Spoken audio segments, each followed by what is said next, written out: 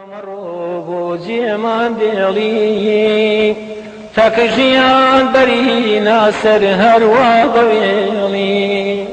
ماڵی ئەو پێشمەرگەیەیە کە کۆتایی مانجی ڕابردوو لە ڕوبەڕووبوونەوەیەک لە ناوچەی حلێوەی بچووک سەر بە قەزای خورماتوو با برینداری کەوتە دەستی چەکدارانی داعش و منداڵەکانی ئەم جەژنە بەبێ باوچیان بەڕێ دەکەن.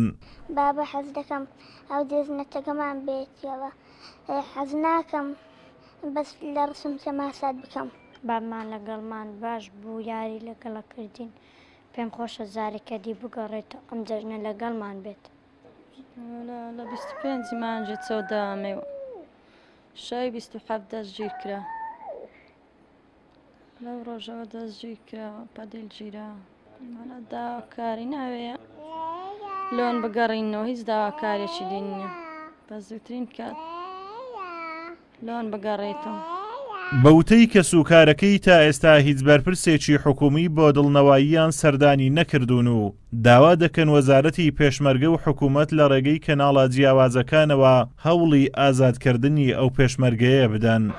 داواکاریم لە حکوومەتیە چارەسەرێکی بدۆزیتەوە بۆ ئەو دیلەی، چارەسەرێکی بۆ بدۆزیتەوە بەری بدا، باخوا ئێدا بەدیل گۆڕینەوەبی بە پارەبی بە پارەبی کاکە ئێمە ئامادەین پارەی کۆکەینەوە پارەی دەدەین، بەدیل گۆڕینەوەبی دیل لە بەردەستی حکوومەتینە و داواکاریم لە حکوومەتیە چارەسەرێکی بدۆزیتە ئەو دیلەمان بۆ بەربدا، ئەو پێشمەرگی ئەو برامان بۆ بەربدا.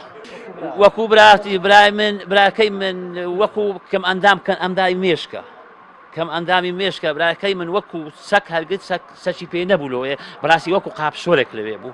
بەخوای هەتا ئێستا نازانم داخوا هەولی داوە نازانم داخوا هەولی داوە لە ڕێەوە نەمزانێ، وڵای ێزا ئامن لە هەچویمە هەموو شوێن هەدەرێن هەولە دەنی بەسام هیچ هەولێکم نەدیوە، وەکو وەزیر و ئەوانم نەدیون، کەس هیچ وەزیرێکم نەدیوە، ناتینە هیچ وەزیرێکم بەڵێ وەکو حکومی نەدیە ناوەڵە. سەید ئەحمەد عومەر دانیشتووی قەزای سۆرانە و خاوەنی 5 منداڵە لە ساڵی 2003 لە فەوجی 3 سەربەلیوای 116 بۆتە پێشمەرگە و تا ئێستا بەردەوامە وەک وەفایەک بۆ بەدیلگیرانی بە کۆمەک و هاوکاری هاوڵاتیانی خورماتوو خانوویەکیان بۆ منداڵەکانی دابین کرا. سەید ئەحمەد تەنها پێشمەرگەیەک نییە کەوت بێتە دەست داعش. بەپەی ئامارەکانی وەزارەتی پێشمەرگە لە سەرەتای شەڕی داعشەوە تا ئێستا 63 پێشمەرگە بەدیلی کەوتونەتە دەست چەکدارانی داعش و چارەنووسیان نادیارە. ئازاد ئۆمەراوەی کەناڵی ئاسمانی پەیام، قەزای سۆران.